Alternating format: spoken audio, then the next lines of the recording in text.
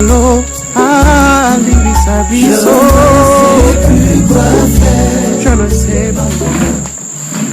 En 2011, on a décidé, parce que nous étions déjà des activistes depuis très longtemps, on a décidé de lancer un mouvement qui est devenu un mouvement planétaire au niveau de la diaspora. Sachez déjà que dans notre communauté, nous avons une diaspora d'à peu près 8 millions de Congolais à l'extérieur du pays. En Europe, en Amérique, en Asie, un peu partout. Nous sommes l'une des diasporas les plus grandes, africaines les plus énormes à l'extérieur du pays. Et n'étant pas capable d'influer directement la politique à l'intérieur, nous avons soutenu un candidat qui, lui, a réellement été élu. Je ne sais pas si vous avez suivi un peu, vous savez qu'il a réellement été élu. Et nous avons décidé, pour l'accompagner, d'abord de boycotter tout ce qui faisait que les Congolais n'avaient pas la tête à s'occuper des problèmes sérieux qui concernaient notre pays. Depuis 1945, il n'y a pas un pays qui a perdu autant de vies humaines que la République démocratique du Congo.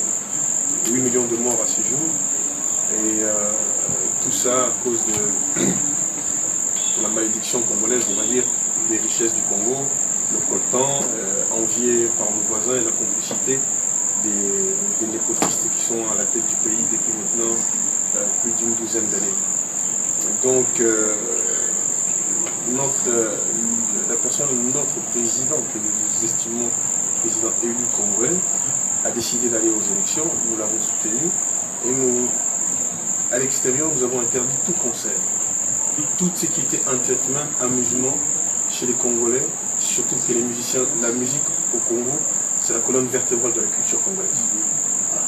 C'est par ça que les politiciens passent pour atteindre la masse populaire. Donc, nous avons coupé vraiment l'herbe sous les pieds. Depuis 3 ans, il n'y a plus aucun concert congolais, ni en France, ni en Belgique, ni à Londres, ni au Canada, ni en Australie, ni nulle part. La deuxième phase, ça a été d'interdire purement et tout simplement toutes les personnes qui étaient du pouvoir de pouvoir faire un meeting ou de pouvoir même se promener en Europe. Ça ne se fait plus. Voilà. Seul l'exécutif peut encore, grâce aux services français, se déplacer de service en service, mais avec une sécurité qui leur coûte bonbon. Mais ils ne peuvent plus, comme ils faisaient avant, venir se promener sur les Champs-Élysées, acheter des Weston, 50 000 € et compagnie. Donc, depuis 3 ans, cette action a eu pour effet de déranger, véritablement déranger. Il y a eu aussi quelques dérapages, moi j'appellerais comme ça, où le président du Parlement, je ne sais pas si vous savez, Ken Wadondo, il a été adressé à la gare du Nord, parce qu'on a considéré, il y a eu une grande partie de la population qui l'ont suivi, et lorsqu'il y a eu la déclaration de la victoire de Joseph, il s'est rendu du côté de Joseph. Ce qui a eu pour effet de nuire à son image. Voilà pourquoi il a été touché comment ça s'appelle, à Paris. Et maintenant nous sommes en train de travailler sur la deuxième phase. La deuxième phase, c'est empêcher la révision constitutionnelle. Ça c'est vraiment parce qu'à l'heure actuelle... L'enjeu, c'est la limitation des mandats. Le mandat est limité à 2 mandats déjà. Il entame son 2e mandat. C'est la 2e année, là on commence la 3e année. C'est-à-dire que son 2e mandat se termine en 2016. Nous sommes déjà en 2013. Et il semblerait... C'est un mandat de 6 ans. De 5 ans. Voilà. Il semblerait déjà qu'il y ait des tracasseries et que depuis par exemple 2 mois, les députés demandent qu'on leur double leur salaire. Qu'on leur double leur salaire. Et pour la simple et unique raison, c'est que dans le couloir, on leur dit déjà, préparez-vous à une révision constitutionnelle. Il faudra voter dans le sens de la révision constitutionnelle. Pour supprimer la limitation des mandats. Tout à fait, tout à fait. Et comme ils ne veulent plus faire comme il y a quelques années, où ils avaient tous reçu de l'argent, une somme estimée entre 20 à 50 000 € pour changer, parce que la constitution a déjà été changée en 2011. On avait 2 tours aux élections, maintenant on se retrouve avec un seul tour. Et maintenant, ils veulent changer la constitution, donc ils veulent qu'on double leur salaire sur les 4 dernières années, histoire qu'ils gagnent un peu plus. Et là, je pense que si si on double leur salaire, ils vont effectivement voter.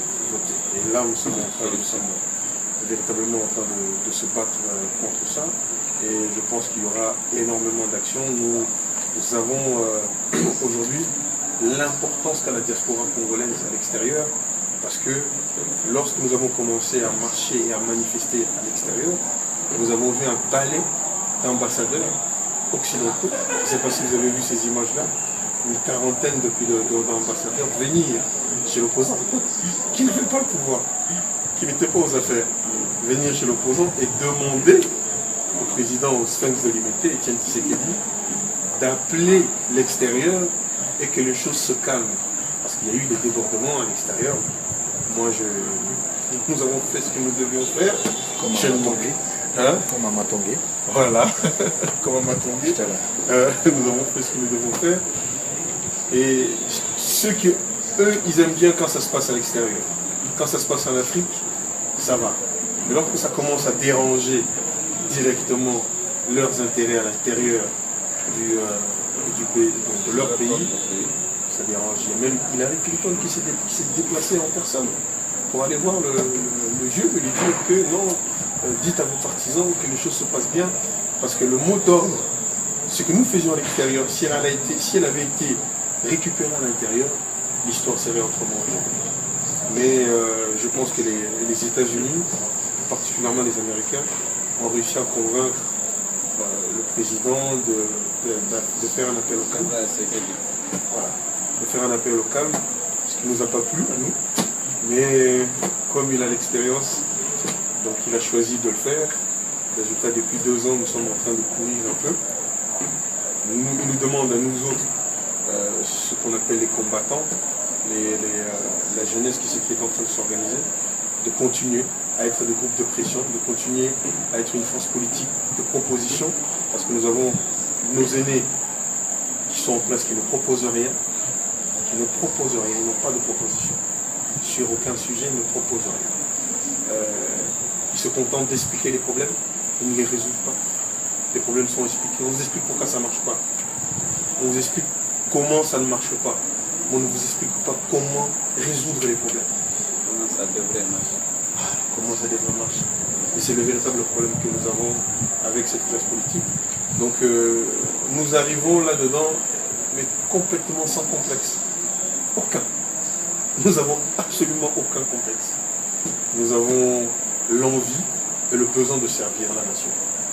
Et nous travaillons dans cet état d'esprit et nous donnons à 250% pour que les choses bougent. Les choses bougent lentement, doucement, mais elles sont en train de bouger. Et si on n'était pas là, je pense que la Constitution aurait déjà été changée depuis très longtemps et un certain nombre de choses auraient déjà été faites. À côté de ça, nous avons la guerre à l'Est avec le M23 et le Rwanda. Nous avons certains parmi nous qui avaient sorti un petit peu la tête ont été achetés, on va dire les choses comme ça, ont été achetés pour donner de la crédibilité au M23. Ils sont passés de l'autre côté, malheureusement pour nous. Pour ma part, nous sommes derrière le président élu et nous pensons, vu les griefs que nous avons avec le Rwanda, vu les nombres de morts et ce génocide silencieux que le peuple congolais a subi, nous ne pouvons pas nous adhérer au M23, sachant que le soutien réel du M23 c'est le Rwanda, comme vous le savez. Voilà. Et puis bon. Adhérer, il veut dire adhérer au M23, c'est-à-dire que reconnaître le M23. Reconnaître le M23 et puis surtout être sous la coupe de Paul Kagame. Effectivement, le patron du M23, le vrai patron du M23, c'est Paul Kagame. Le M23, c'est un mouvement, c'est pas un parti politique qui a décidé de prendre les armes. C'est un mouvement qui a décidé de prendre les armes, qui les avait déjà. Parce qu'en fait, le M23, ce n'est que la continuité du CNDP. Lorsque les Rwandais sont arrivés, Kabila le père est arrivé avec l'AFDL. L'AFDL se sont installés. James Kabarebe est devenu ministre des Affaires ministre de la Défense au Congo, alors qu'il est rwandais. C'est le même qui est devenu quelques années plus tard ministre de la Défense au Rwanda jusqu'aujourd'hui. ils ont créé une cellule pour protéger dans le nord Kivu et un peu dans le sud Kivu leur secteur d'influence qu'ils considèrent comme être le Rwanda. Pourquoi? Parce que ce sont des zones miniées. N'oublions pas que le Congo, nous possédons 80% de coltan. Le coltan, c'est grâce à ça que vous faites le portable et tout ça. Donc c'est 80% au Congo. Donc les enjeux sont immenses. Apple, Samsung, tout ça, tous, c'est au Congo. Donc notre souffrance, en réalité, c'est parce que il y a tous ces gens-là. Voilà, sans compter. Et ça se passe devant les forces des Nations Unies. On apprendra même qu'il y a des avions de l'ONU où l'on charge des castérites à l'intérieur qui transportent du coltan pour aller dans des destinations inconnues. Vous voyez ce que je veux dire? Donc tout ce bordel favorise les viols, les assassinats et compagnie. Nous luttons contre ça, nous luttons véritablement pour stopper ça. Et nous pensons que le commerce du coltan doit être doit avoir comment ça s'appelle des garde-fous. On ne peut pas, ça ne peut pas rester un no man's land. On doit véritablement, l'État congolais doit s'occuper de ce commerce-là, doit légaliser ça, et nous sommes ouverts pour travailler avec n'importe quel partenaire. Mais on peut vendre, travailler dans la paix. Vous, en tant que parti politique, si vous êtes au pouvoir, si vous exercez effectivement le pouvoir, ce qui n'est pas le cas maintenant. Tout à fait. Alors, comment comptez-vous vous battre, rendre effectif ce pouvoir que vous revendiquez, que M. Tshisekedi a obtenu à l'issue des urnes? Est-ce que, parce qu'aujourd'hui, il se déclare toujours président de la République, élu, bon, mais en fait, il n'exerce pas effectivement le pouvoir. Parce que le pouvoir, c'est aussi les forces armées, c'est le palais présidentiel, il y a un certain nombre d'attributs du pouvoir qui est entre les mains du président candidat. Est-ce que ce combat-là, vous continuez à le mener pour que le pouvoir vous soit restitué, ou bien vous préparez pour la prochaine élection? Réellement, entre les deux, quelle est la nuance, quelle est la... De manière, on va dire, purement, je dirais pas idéologique, mais presque, nous avons gagné. Nous ne pouvons pas aller à l'encontre de ça, c'est un fait. Nous avons gagné et nous revendiquons notre victoire. Maintenant, nous nous donnons les moyens, tous les jours, pour l'obtenir, cette victoire, pour qu'elle soit effective au quotidien. Voilà. C'est-à-dire que nous ne sommes pas simplement en train de gueuler, donnez-nous le pouvoir, nous savons que le pouvoir s'arrache. Le président a décidé de suivre une voie qui est la sienne, celle de la non-violence. Jusqu'à présent, c'est pour ça qu'il est encore reçu par les François Hollande et autres. Voilà. C'est pour ça qu'il a encore le crédit, entre parenthèses, de la population. Parce qu'elle a opté pour la non-violence.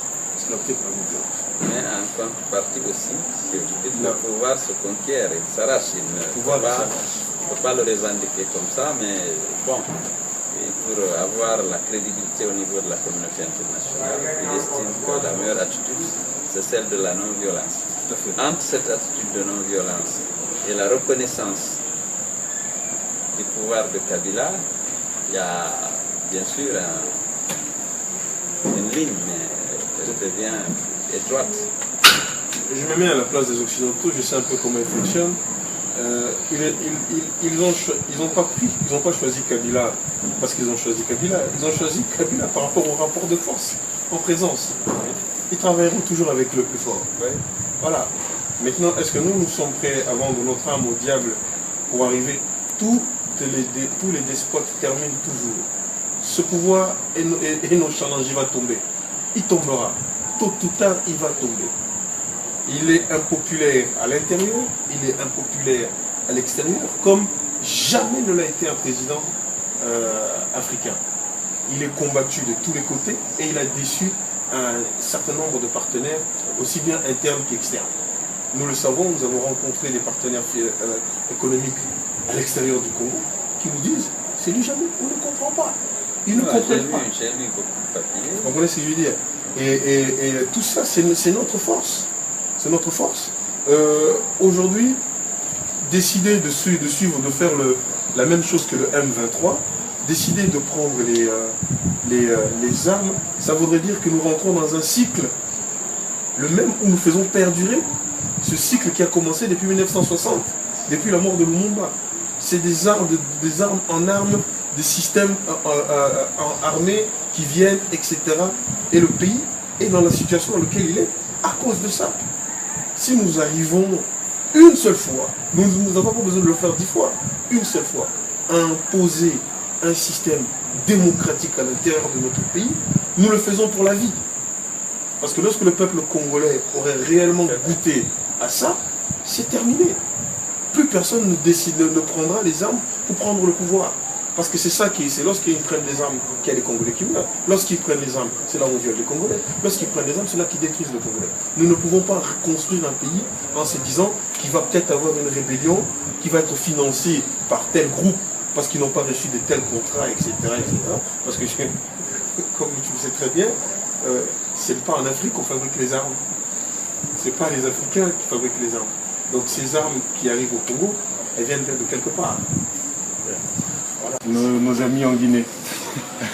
Écoutez, nous sommes très attentifs à ce qui se passe dans votre beau et riche pays. Et nous avons tantôt admiré pour la musique, pour la participation aux compétitions de football d'un grand pays, un grand peuple. Nous souhaitons que vous retrouviez le chemin de l'unité et de la démocratie et nous saluons vraiment le combat que vous êtes en train de mener pour l'instauration de ces valeurs dans votre pays. Et c'est des valeurs que nous partageons, la démocratie, l'unité nationale, le respect des droits humains et des libertés fondamentales. Nous menons le même combat ici.